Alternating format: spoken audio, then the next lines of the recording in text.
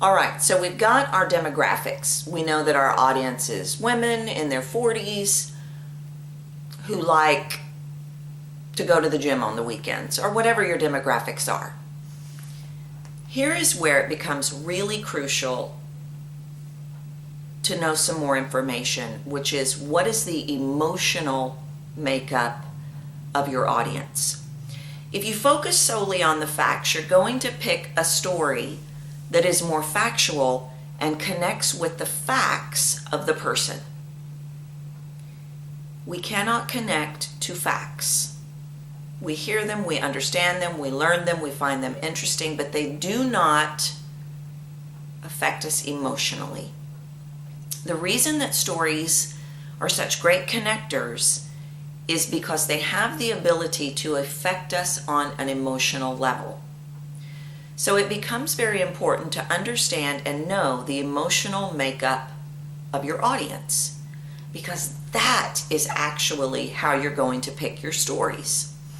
As you pick stories, you might automatically think about factual stories, but your audience is not going to connect to those. Your audience is going to connect to stories on a deeper level, an emotional level. So what is the emotional makeup of your audience? Are they single women?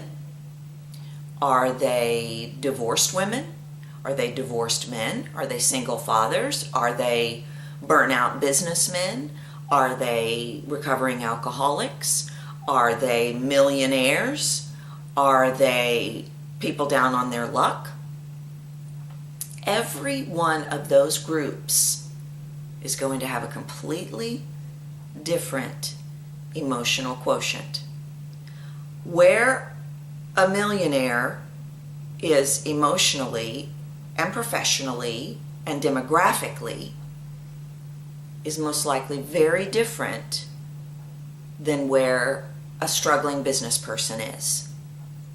They're going to be experiencing different emotions. So if you go into picking your story solely based on, well, I like this story, this is a good story for this demographic, you may not have the impact that you're truly looking for, because you have not considered the emotional piece.